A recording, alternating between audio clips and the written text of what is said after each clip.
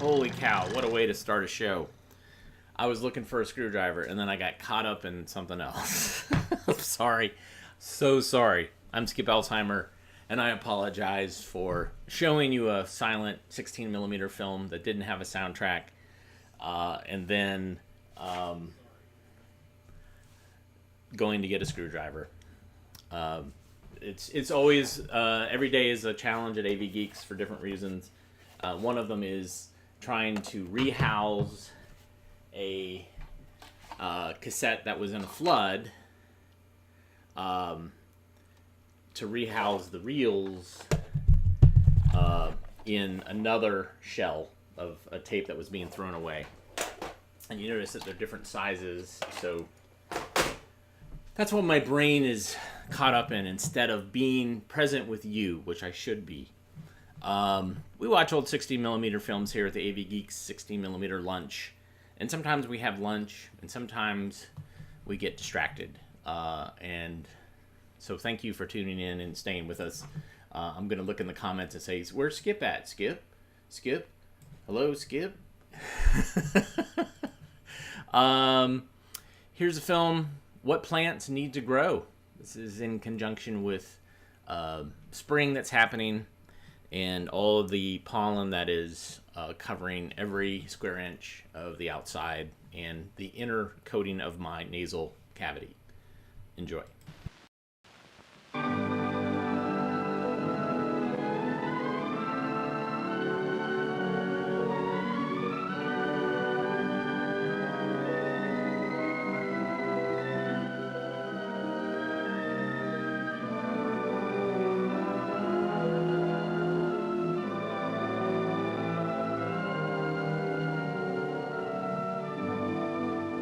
Here is a garden full of strong, healthy plants.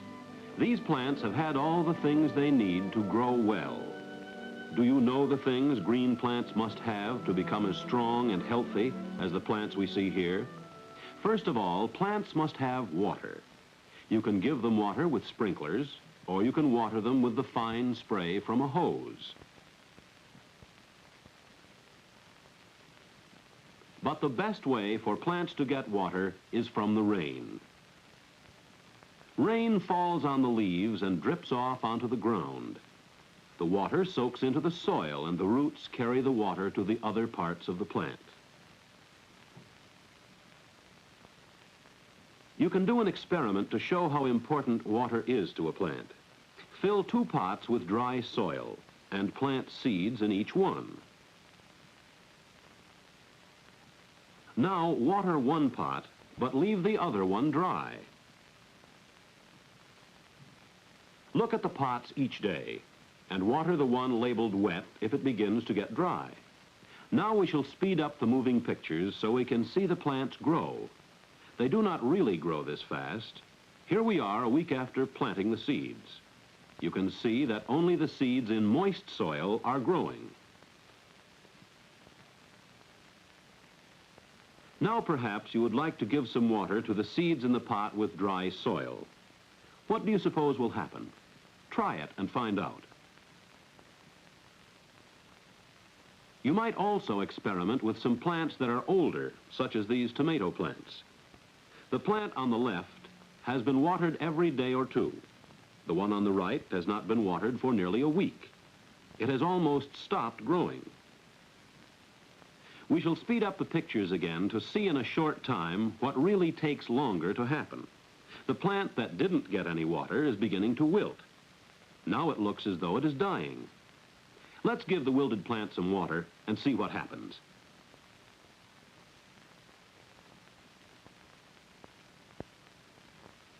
There, I guess we saved it. But if we hadn't watered it for a few days more, it would have died. Another thing green plants need is light. The leaves of this nasturtium plant have grown so that they face toward the window. Now let's turn the pot around and see what happens. With our pictures speeded up, we can see the leaves turn and grow toward the light. Plants need light to be strong and healthy. You can try this experiment in your classroom or home.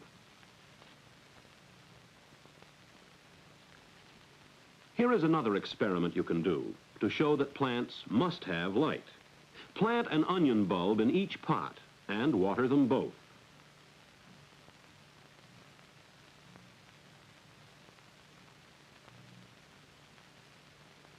But cover one of them with something that will keep out the light.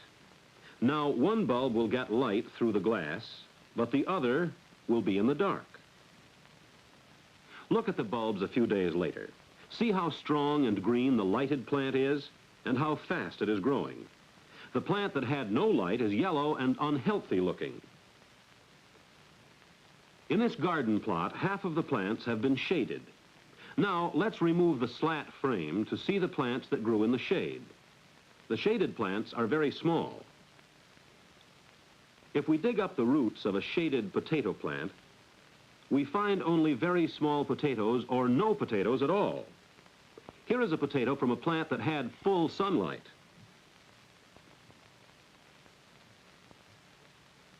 This beet plant grew in the shade. This one grew in the sunshine. Here is a carrot that grew in the shade.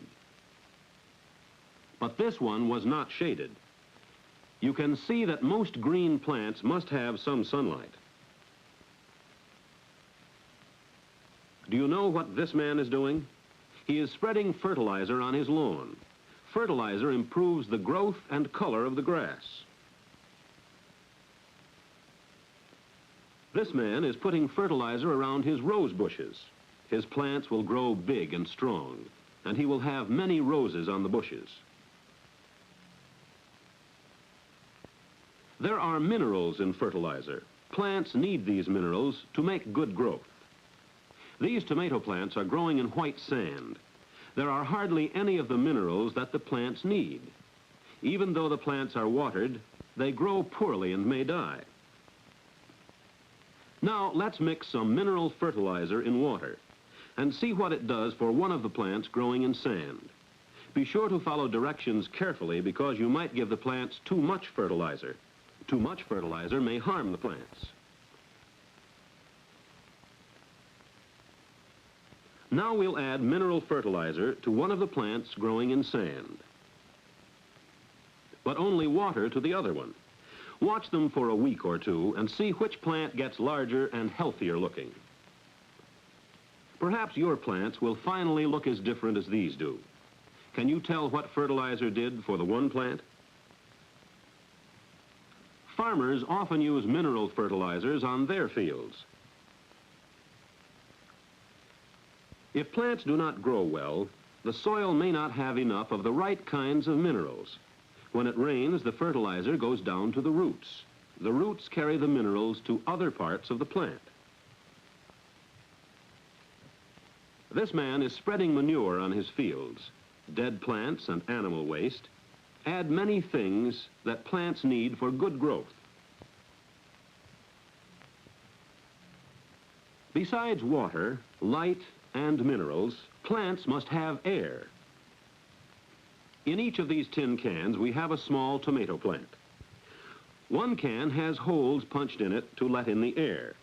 Extra water can get out through the holes.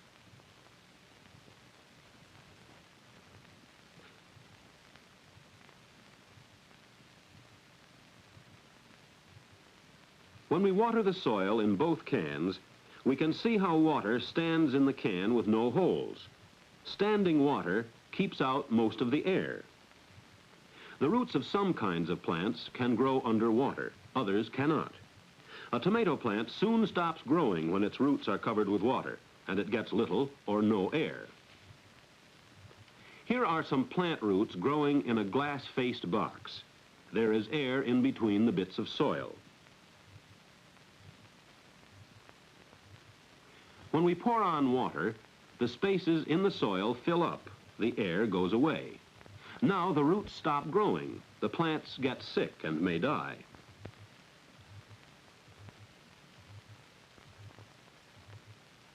Leaves must have air too. Green leaves in sunshine make food for the plant. The leaves get water from the roots. With water and air, the green leaves make food. Making food from water and air is the most important and wonderful thing that leaves do.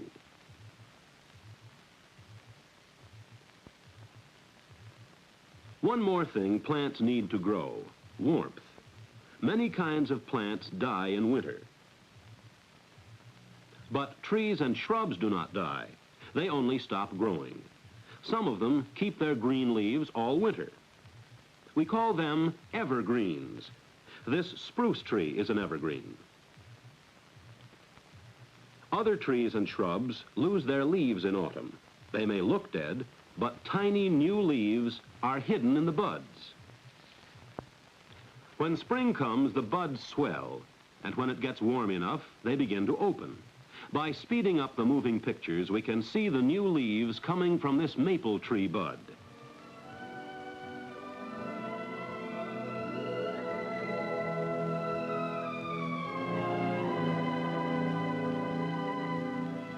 The plants that died have left their seeds. These sunflower seeds will fall to the ground.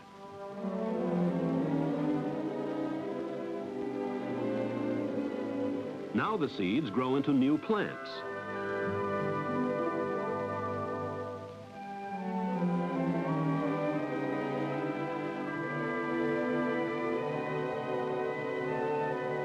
When you see plants and raise them yourself, remember the things they need: water, light, minerals, air, and warmth.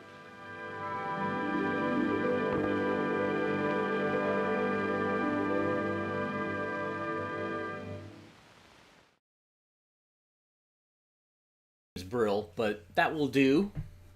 Encyclopedia Britannica. Interesting story / cautionary tale. I've been working on this 16mm filmography.org site, which is I'm trying to list every film that was ever released on 16mm. I've been going through the catalog of copyright entries as a guide to fill out a lot of this information, and I've been using ChatGPT to parse out producer names and dates and things like that, it's been really useful. Well, I decided the other day, we did a thing earlier this week where I showed a song that was generated by ChatGPT based on a shot list for a film. I also made limericks and a conspiracy theory, which I've posted on YouTube, so you can kind of look. The titles are very conspiratorial, so you can find them there. But anyways, I was like, I wonder, since this is kind of tied into like a search engine type of thing, and it has read all this data to kind of train the machine learning, I wonder if it can actually find information about some of these films, and just where I just give a title, the year, and who made it. And so I did this with a Betty Boop cartoon released in 1937 called Zula Hula.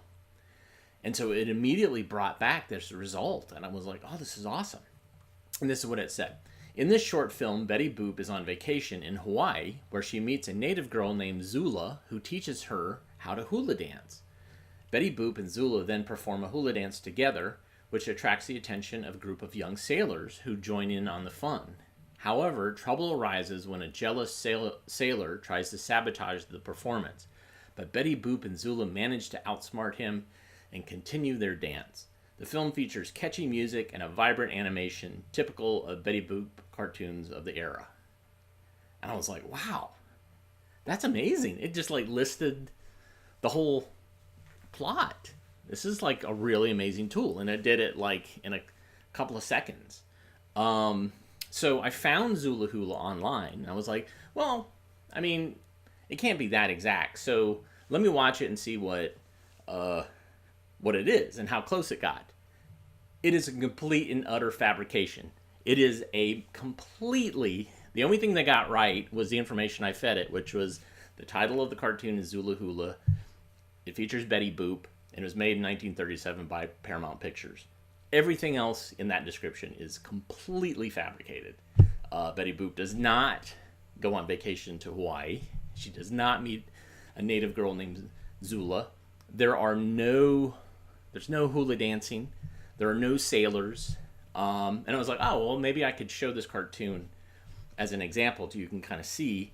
No, it's incredibly racist. The portrayal of the island natives it's really bad. So we're not watching that. You can watch it on your own. Zula Hula. Z-U-L-A Hula. Okay. So anyways, we've been trying to pull films that have songs in them to see which of these might be candidates for the toe tapping tournament, which I think we're going to start next week. This I've shown 2 years ago. It's and it's very choppy at the beginning, so don't count that first song. There's other songs in it, but this is Zip Code, the Swingin Six, and obviously America was into folk music at this time, so enjoy. You have a moment to thank you. It concerns our postal system. Our land of all of you have failed us through the years, through driving rain, sleet or snow. But now they've got a problem. And are they to do? The answer, my friend, is very simple. It's up to you to see them through. Do, do, do, do, do, do, do. Well, back in I was freedom and how to defend it. May 4th. It stopped in. There's been a mail explosion. They've got a terrible load. You've got to help them right away before the U.S. Post Office explodes.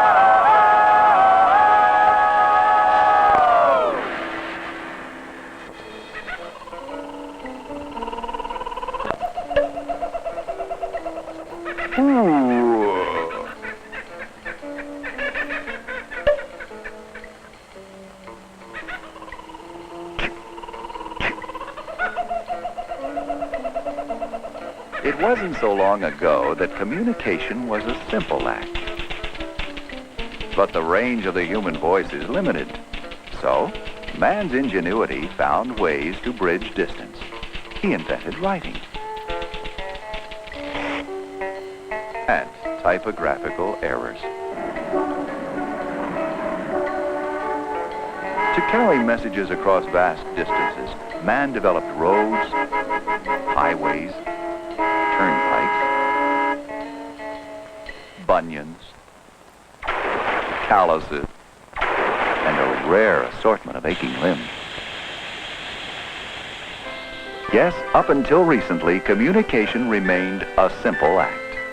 What matter if it took 2 weeks to go from New York to Atlanta, over a month to St. Louis? If the letter from Uncle Ben arrived a day or so later, nobody fussed. The times were tuned to distance was measured by weeks and months. Everything was a far time off. Then, slowly, the country got up steam. Commerce shook off its sea anchor and headed westward all the width of the continent. There was a new idea: speed. Everything was coming up to date in the Kansas cities and the Portlands. Communications became the most vital aspect of our economy. The post office became the prime artery of commerce. For a time, the department was perfectly able to keep up. If the mail piled high, put on another piece of equipment. And if that didn't do it here, doubled again. Nearly 80 billion pieces of mail. Literally, the post office stands to be swamped, overwhelmed, drowned in a sea of mail. Where do we go from here? Patchwork, piecemeal solutions based upon obsolete transportation routes will not work. The answer has to be as new as the challenge is new. And the post office has the only logical answer. Zip code.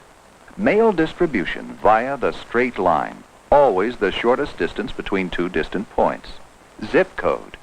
5 trailblazing numbers like this one launch every piece of mail with space-age. Now that's easy to say, and it sounds just fine. But let's put this question right on the line. What is the zip code? A postal quirk? What does it do? How does it work? If you'll lend an ear, we'll be glad to explain how the zip code eases your postal pain.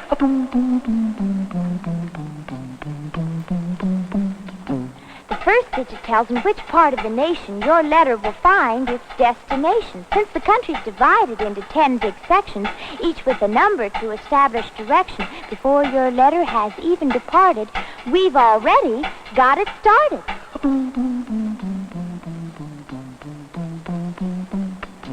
The next 2 digits go hand in hand to a major post office over land. Since each big section has town after town, We need these numbers to really narrow things down. We've got the section, we've got the city. Just 2 more numbers and we're sitting pretty.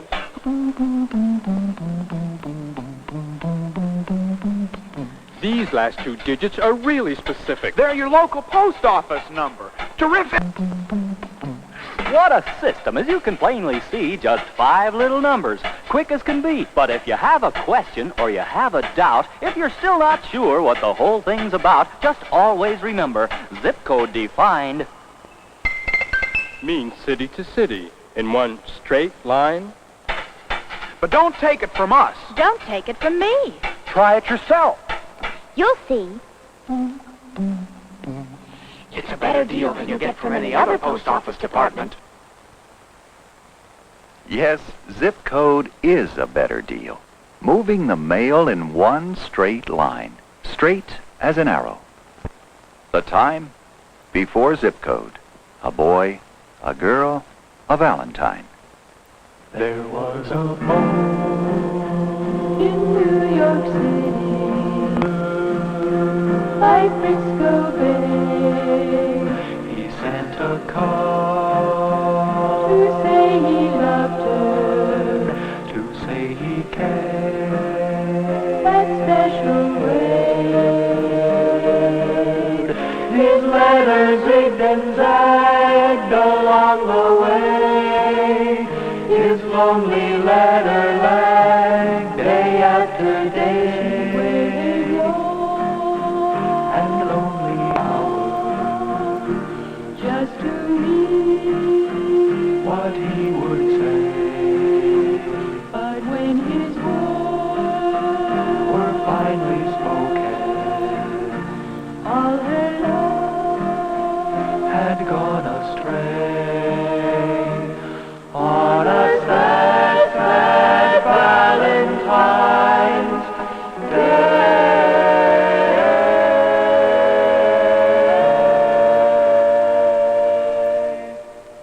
And now, another Valentine, carefully zip-coded, here and here.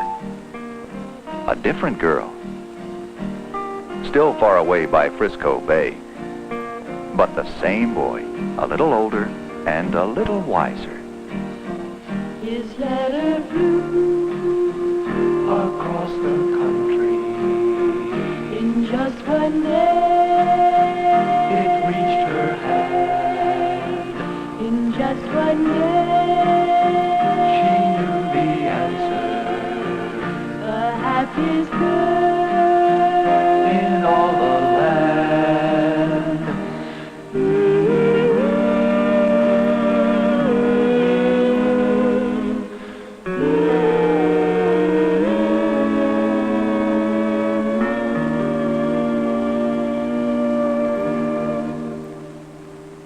And those zip code numbers will help clear up 2 of the major problems that give the post office department fits.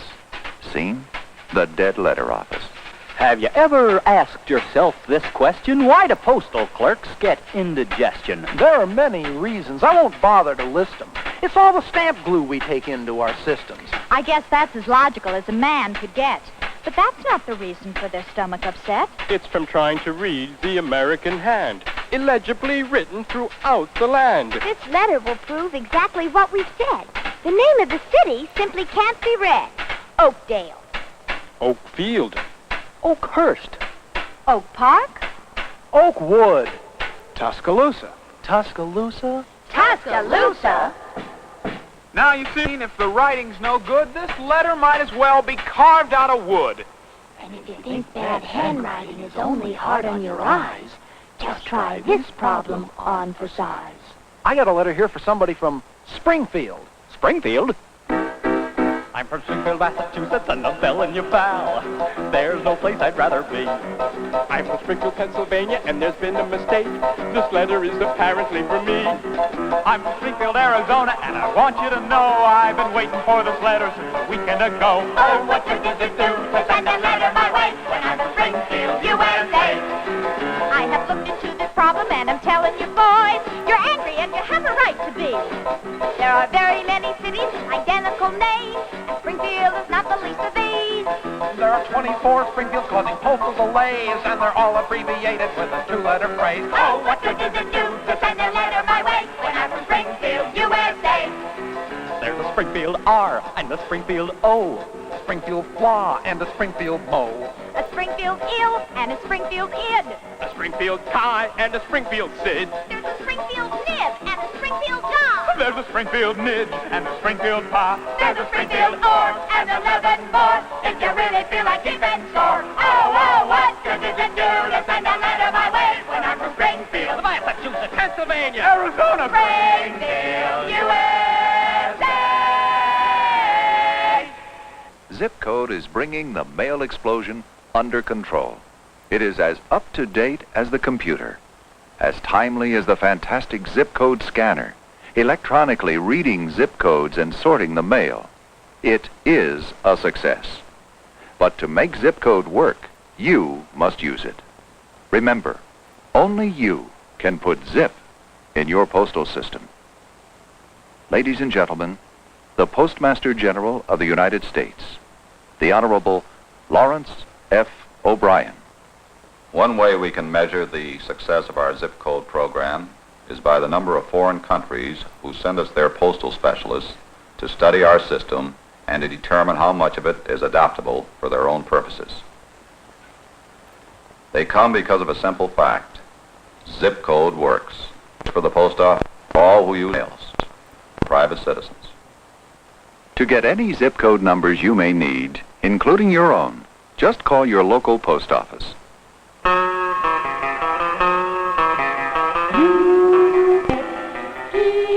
it all in your head. There's no better way. You zip code every day. You know you gotta have a zip on the envelope. A zip code, so you won't just have to hope. A zip code, morning, noon, and night, and everything will be alright. Well, you get faster service and a lower cost. Fewer mistakes, no time ever lost. A lot less handling along the way. No damage for you to pay. You know you gotta have a zip code. Yeah, you're on the envelope. A zip code, yeah, oh, you won't have to hope.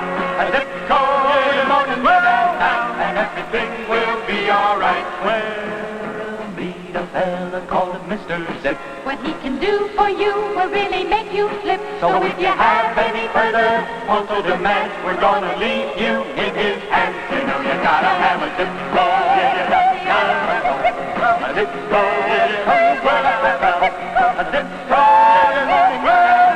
And everything will be alright. And now, my friend, We'll say so long. We hope you're singing. Our zip code song. We've told you everything we know. It's up to you to make zip code go. You know you gotta have a zip code. Yeah, a zip code. Yeah, oh, you will have a zip code. Yeah, morning, well, now, and everything will be alright. You know you gotta have a zip code on the envelope. A zip code. Oh, you will have a zip code. Morning, well, now, and everything will be all. Everything will be all. Everything will be alright.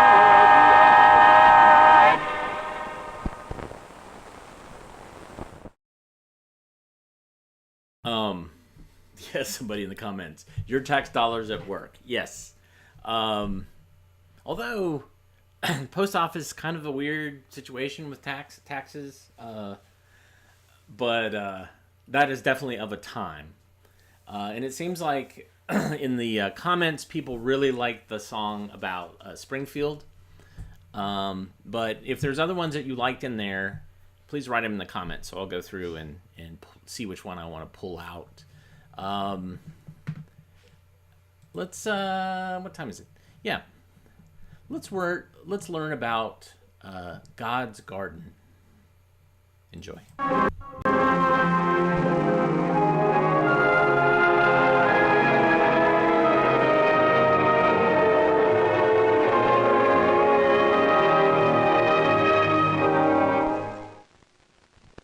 In the Holy Land, ants field wild flowers from the soul. Their appearance has changed little since the Bible evolved.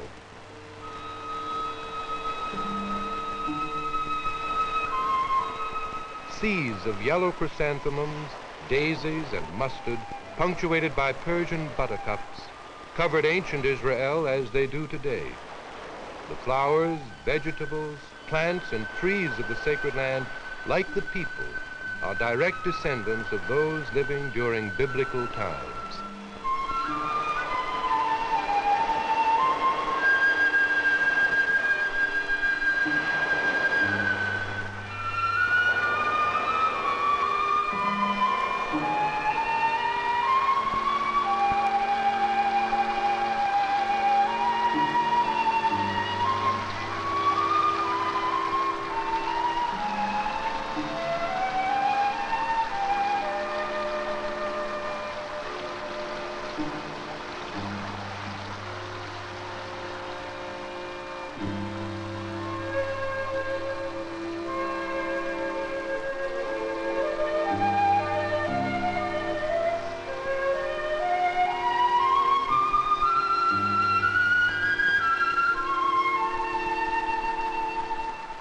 The flora of the Holy Land were not only present during those days, they played charming parts in the stories we know so well. We are all friendly with the names of the flowers, plants, and trees of the Bible, but do we know what they looked like? Wouldn't our appreciation of the Old Testament, the New Testament, and the Koran be made more delightful if we could see the beauty of the garden of God? And the Lord God planted a garden eastward in Eden, and there he put the man whom he had formed. And out of the ground made the Lord God to grow every tree that is pleasant to the sight and good for food, the tree of life also in the midst of the garden, and the tree of knowledge of good and evil. And a river went out of Eden to water the garden. For the Lord thy God bringeth thee into a good land, a land of brooks of water, of fountains and depths, springing out of valleys and hills, a land of wheat and barley, and vines and fig trees and pomegranates, a land of olive trees and honey.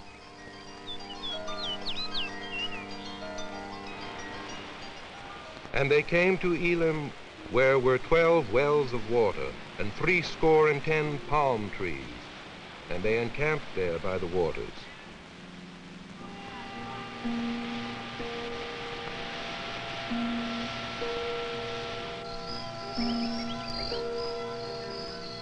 And to bring them up out of that land to a good and broad land, a land flowing with milk and honey. And there came also Nicodemus, which at the first came to Jesus by night, and brought a mixture of myrrh and aloes, about 100 pound weight. And they shall spring up as among the grass, as willows by the watercourses.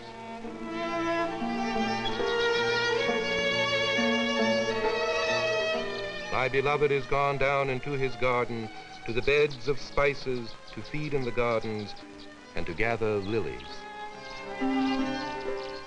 The glory of Lebanon shall come unto thee, the fir tree, and the pine tree, to beautify the place of my sanctuary.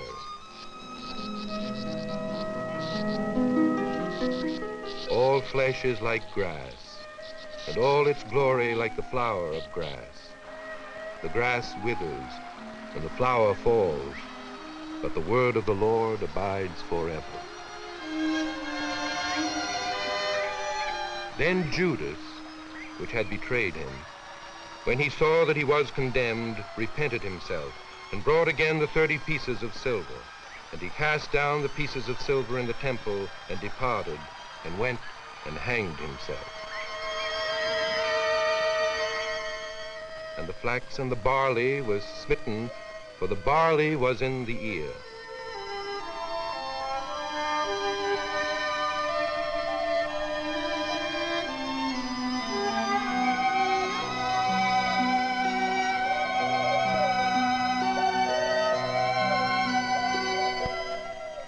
And Jacob hid them under the terebinth, which was by Shechem. As the turpentine tree, I stretched out my branches, and my branches are the branches of honor and grace. Who cut up mallows by the bushes.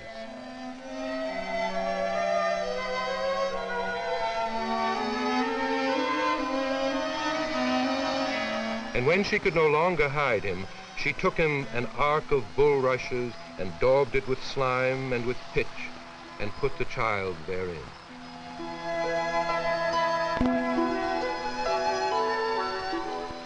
And Absalom rode upon a mule, and the mule went under the thick boughs of a great oak, and his head caught hold of the oak.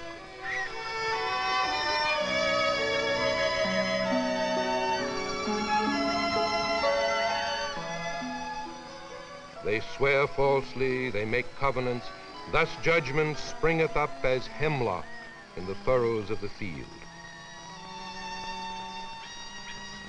But they shall sit every man under his vine and under his fig tree, and none shall make them afraid.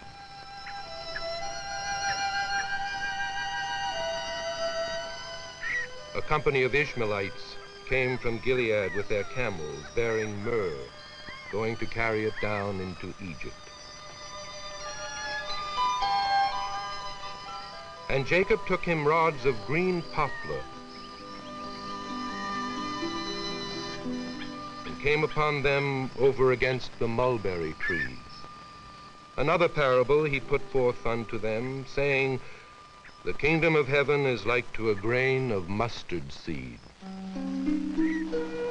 He lieth under the shady trees and the covert of the reed.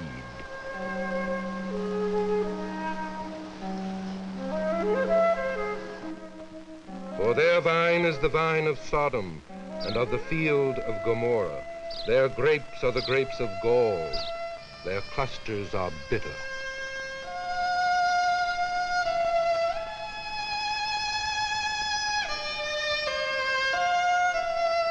I am like a green olive tree in the house of God. I trust in the mercy of God forever and ever.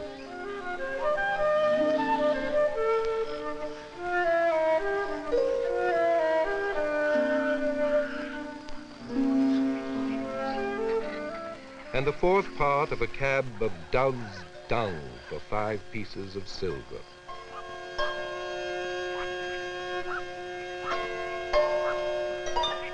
And behold, 7 ears of corn came up upon one stalk, rank and good. And Pharaoh awoke, and behold, it was a dream. And strengtheneth for himself one among the trees of the forest. He planteth a bay tree, and the rain doth nourish it.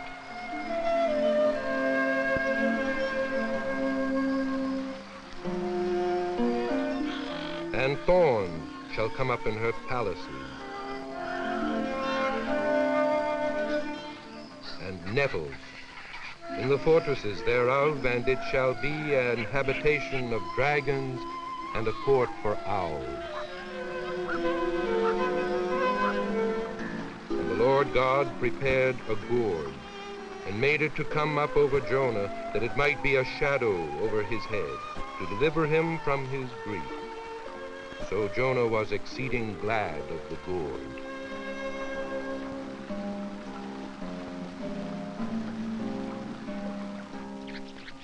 I was exalted like a cedar in Lebanon, and as the cypress tree upon the mountains of Hermon.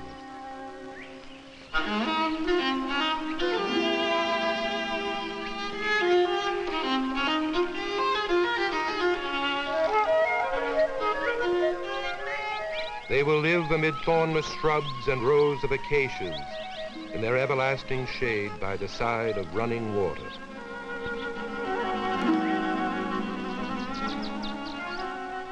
Thou shalt make the boards for the tabernacle of shittim wood standing up.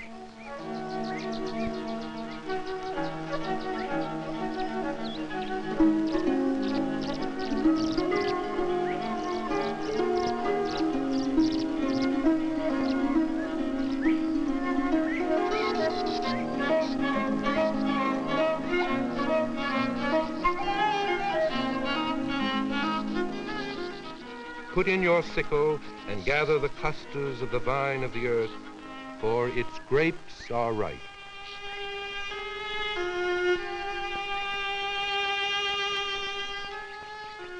Abraham planted a tamarisk tree in Beersheba and called there on the name of the Lord, the everlasting God.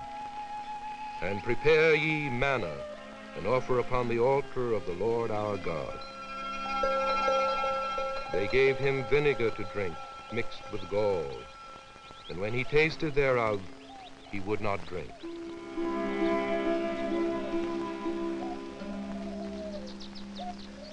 And behold, the rod of Aaron was budded, and brought forth buds, and bloomed blossoms, and yielded almonds.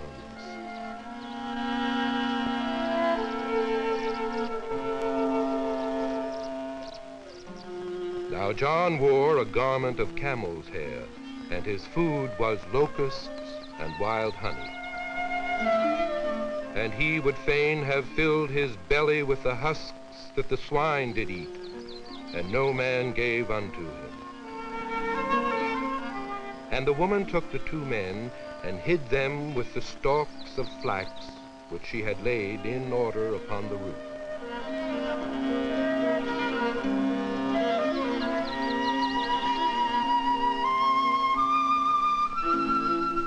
And Saul tarried in the uttermost part of Gibeah under a pomegranate tree, which is in Migron.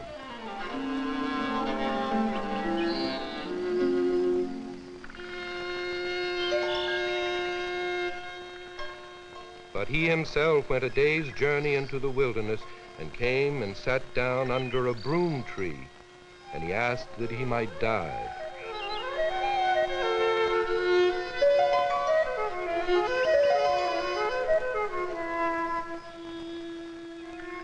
Consider the lilies of the field, how they grow.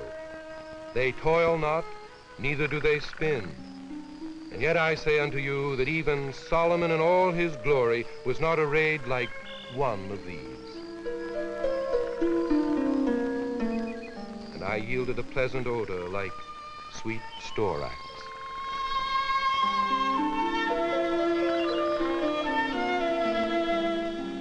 Hearken unto me, ye holy children, and bud forth as a rose growing by the brook of the field.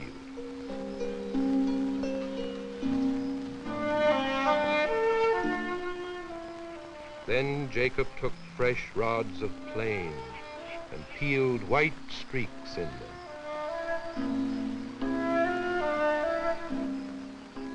Do men gather grapes of thorns or figs of thistles?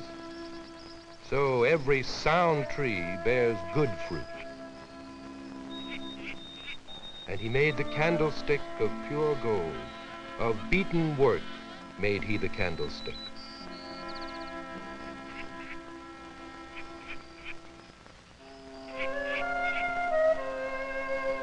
Take a bunch of hyssop and dip it in the blood which is in the basin, and touch the lintel and the two doorposts. And the angel of the Lord appeared unto him in a flame of fire out of the midst of a bush.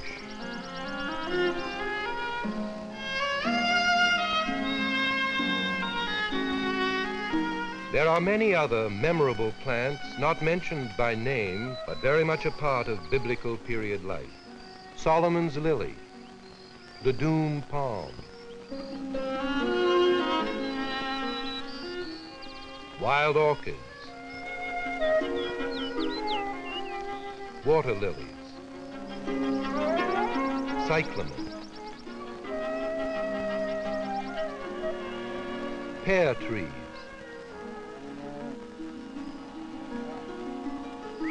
wild hollyhock,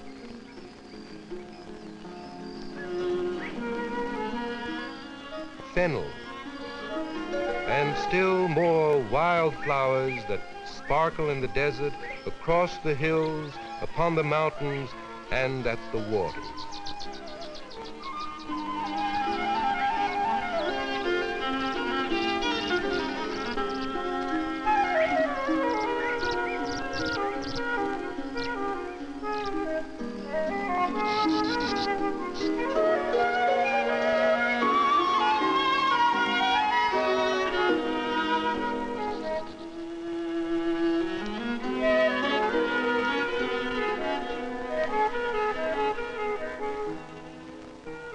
Thousands of miles from the Holy Land, high in the Inyo Canyon of America, a gnarled, bristle-coned pine tree stays tenaciously alive.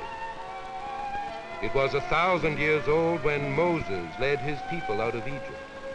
1,600 years old when King David wrote the Psalms.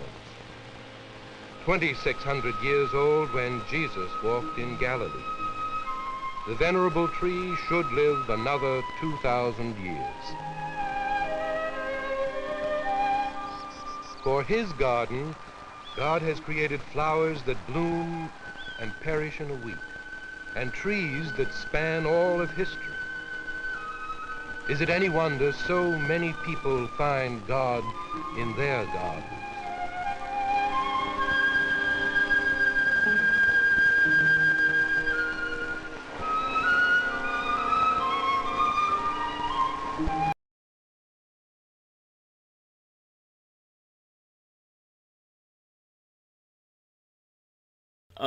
So that was made by Walter J. Klein, who had a educational film company, an advertising company in Charlotte, North Carolina. And so some of this was probably shot in North Carolina or South Carolina. And what's interesting about it is that Klein was Jewish, and yet they are speaking from the Gospels for this. But the idea was what he would do is he would shoot or have a proposal for a film.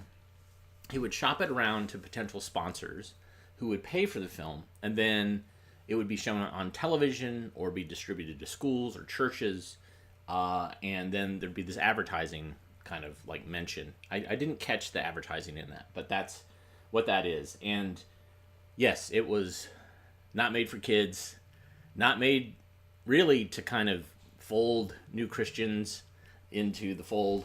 It was more Christians who like plants. So specifically, I don't know, I don't want to stereotype, but little old ladies and retired people who are maintaining a garden, and they're like, oh, the scripture.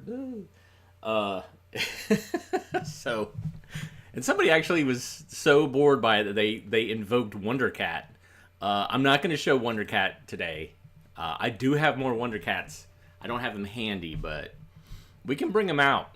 So if you invoke the name Wonder Cat, he will appear in a puff of smoke that smells like sulfur.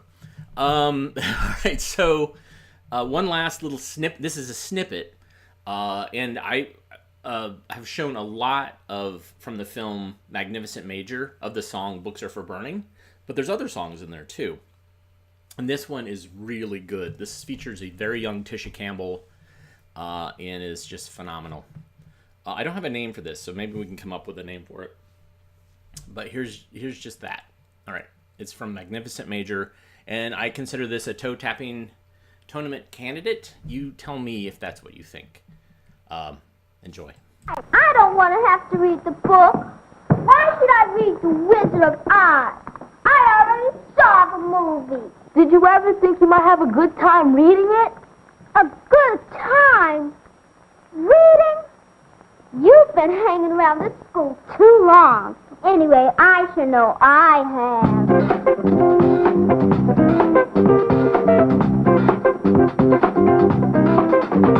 I'm bored, I'm wasting time. What am I doing here? Why do I have to learn all this? It's not very clear. What good is it to me? Oh, what good is it to me? They tell me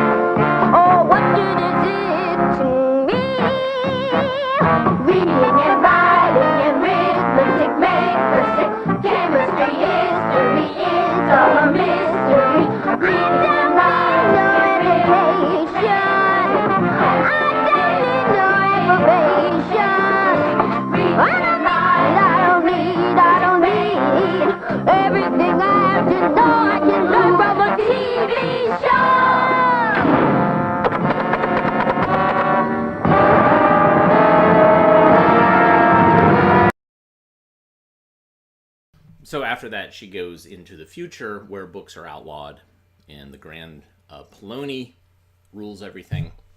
And there's some songs in there too, but they're not nearly as good as this one. And what do we have decided the title of this is? I have to figure this out. But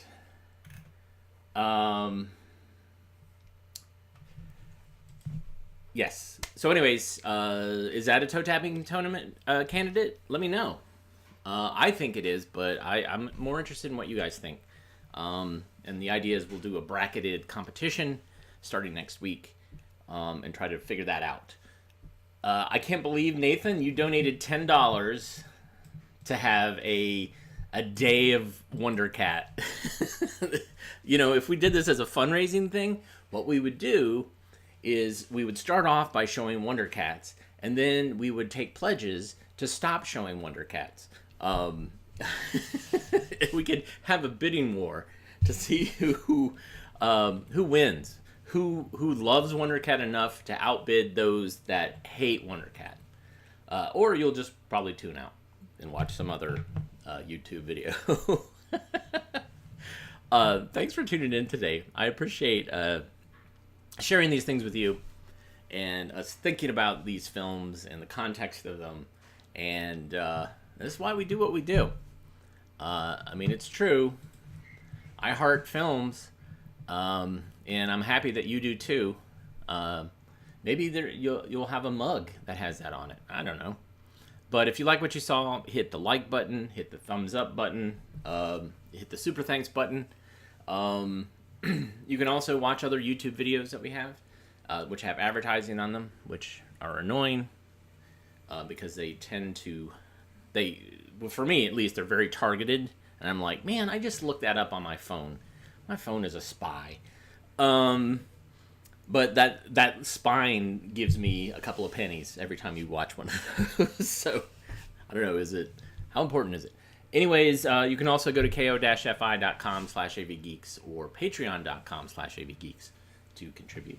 Everybody have a great rest of your day. We will be back tomorrow. Yeah. Take care, everybody.